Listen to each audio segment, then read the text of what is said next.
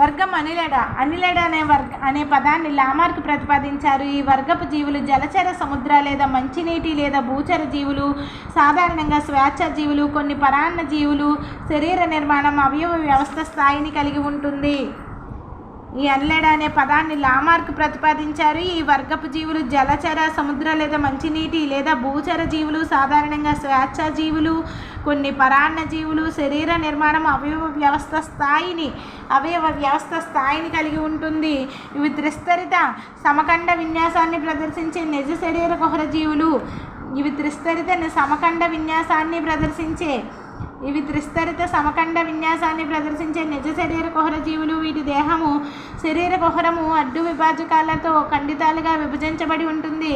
దేహకుడ్యంలో ఆయిత వత్తుల కండరాలు ఉంటాయి. ఇవి గమనానికి సహాయపడతాయి.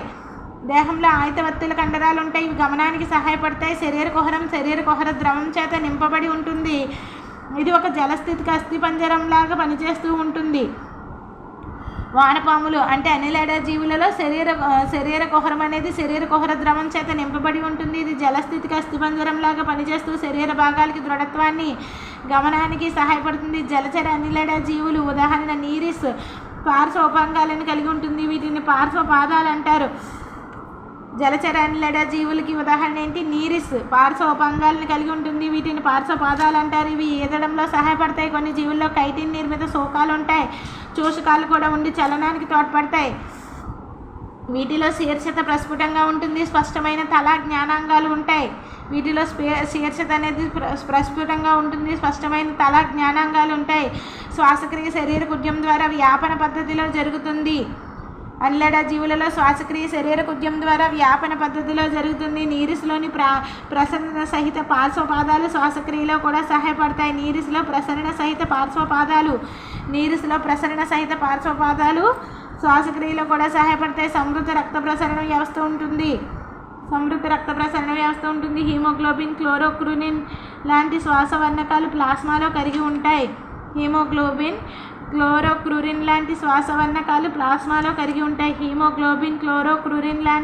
వర్ణకాలు ప్లాస్మాలో కరిగి ఉంటాయి. బాహ్య చర్మం నుంచి ఏర్పడిన వృక్కాలు ద్రవాభిసరణ క్రమతను విసర్జన క్రియను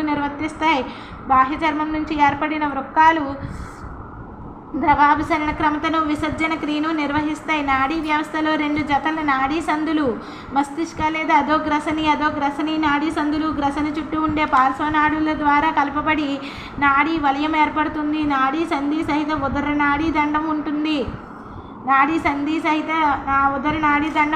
నేత్రాలు, స్పర్శాంగాలు, స్పర్శకాలు లాంటివి ప్రధాన జ్ఞానాంగాలు. కొన్ని ఏకలింగ జీవులు, స్త్రీ పురుష జీవులు వేరుగా ఉంటాయి. మరికొన్ని ఉభయలైంగిక జీవులు ఉదాహరణ వానపాము, జలగ. ఏకలింగ జీవులు, కొన్ని స్త్రీ పురుష జీవులు వేరుగా ఉంటాయి. ఉదాహరణ నీరిస్. మరికొన్ని ఉభయలైంగిక జీవులు వానపాము, జలగ. ఉభయలైంగిక జీవులు, స్త్రీ పురుష జీవులు ఒకే జీవిలో ఉండేవేంటి? నీరిస్ ఉదాహరణ. ఇంతకుముందు కూడా నీరిస్ వచ్చింది. జలచర అనిలేడ జీవులకు ఉదాహరణ నీరిస్. అదేవిధంగా ఏకలింగ జీవులకు కూడా అనిలేడలో ఏకలింగ జీవులు కూడా ఉదాహరణ నీరిస్. మరికొన్ని ఉభయలైంగిక జీవులు వానపాము, జలగ. ప్రత్యుత్పత్తి సాధారణంగా లైంగికంగా జరుగుతుంది. విదలనం పూర్ణబంధిత సర్పిల విదలనానికి చెందిన రకంగా ఉంటుంది. పూర్ణబంధిత సర్పిల రకానికి చెందింది. ఉభయలింగ జీవులలో ప్రత్యక్ష పిండాభివృద్ధి జరుగుతుంది. ఏకలింగ జీవులలో పరోక్ష పిండాభివృద్ధి జరుగుతుంది.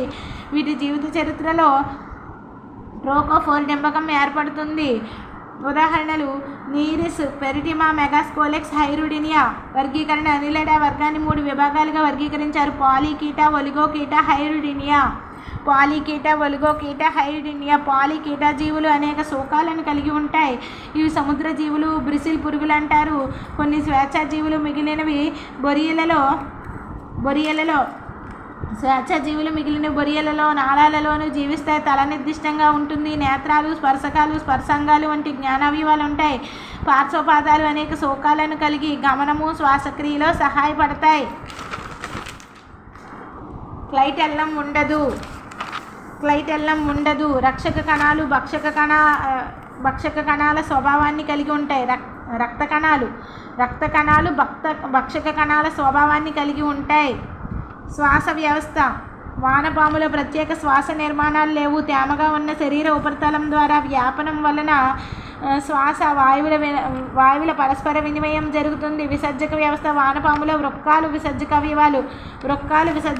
ఇవి ఖండిత విన్యాసాన్ని ప్రదర్శిస్తాయి. వృక్కాలు 3 రకాలు: విభాజకీత వృక్కాలు, త్వచ వృక్కాలు, గ్రసనీ వృక్కాలు. విభాజకీత వృక్కాలు, త్వచ వృక్కాలు, గ్రసనీ వృక్కాలు. విభాజకీత వృక్కాలు 15-16 ఖండితాల నుంచి చివరి వరకు ఉంటాయి.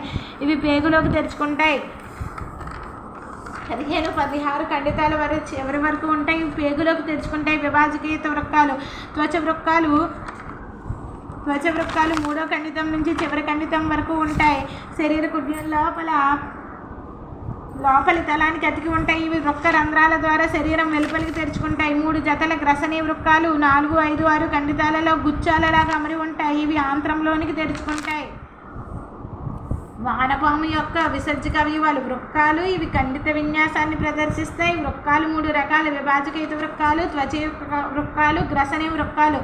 విభాజకీత వృక్కాలు 15-16 ఖండితాల నుంచి చివరి వరకు ఉంటాయి. ఇవి పేగులోకి తెరుచుకుంటాయి. త్వచ వృక్కాలలో 3వ ఖండితం నుంచి చివరి ఖండితం వరకు శరీర కుడ్యం లోపలి తలానికి అతికి ఉంటాయి. త్వచ వృక్కాలు 3వ ఖండితం నుంచి చివరి ఖండితం వరకు ఉంటాయి.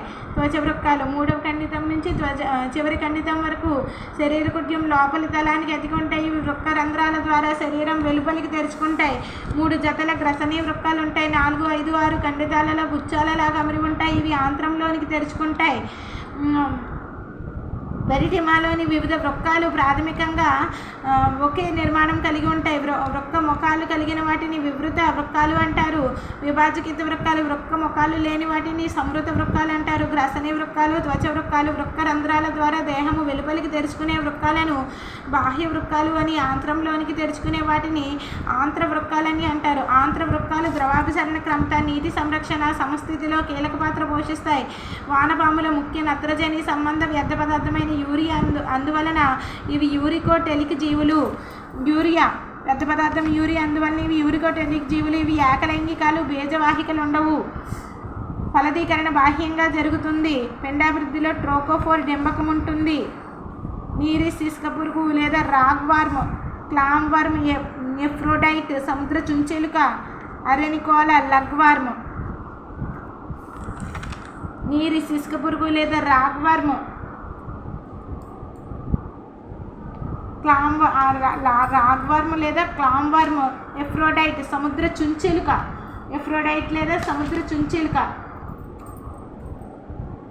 అరెనికోల, లగ్వర్మ్. నెక్స్ట్ ఒలిగోకీట. శోకాలు కొద్ది సంఖ్యలో ఉంటాయి. ఈ విభాగంలో వానపాములను చేర్చారు. ఒలిగోకీటాలో వానపాములను చేర్చారు. ఈ జీవులు తమ నేలలో కొన్ని మంచినీటిలోను ట్యూబిఫెక్స్, ఉదాహరణ ట్యూబిఫెక్స్ మంచినీటిలో జీవిస్తాయి. ట్యూబిఫెక్స్ తల నిర్దిష్టంగా ఉండదు. కైటిన్తో నిర్మితమైన శోకాలు చలనానికి ఉపయోగపడతాయి. క్లైటెల్లం సంతానోత్పత్తి కాలంలో గుడ్ల తిత్తిని ఏర్పరుస్తుంది. ఇవి ఉభయలైంగిక జీవులు. ప్రత్యక్ష పిండాభివృద్ధి జరుగుతుంది. డింబక దశ ఉండదు. ఉదాహరణలు పెరిటిమా, మెగాస్కోలెక్స్, ట్యూబిఫెక్స్.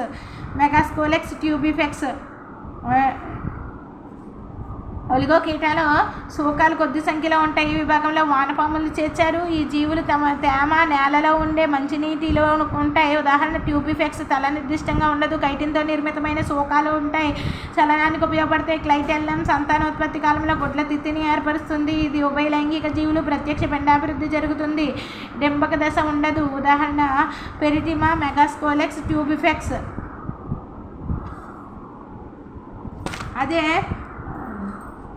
పాలికీట జీవులలో అయితే ట్రోకోఫోర్ డింబకం ఉంటుంది. ఒలిగోకీటాలో డింబకం ఉండదు. హైడినియాలో జలగలను చేర్చారు. ఇవి బాహ్య పరాన్న జీవులు. మంచినీటిలో జీవిస్తాయి. కొన్ని సముద్ర నీటిలోనూ తేమగా ఉండే నేల మీద జీవిస్తాయి.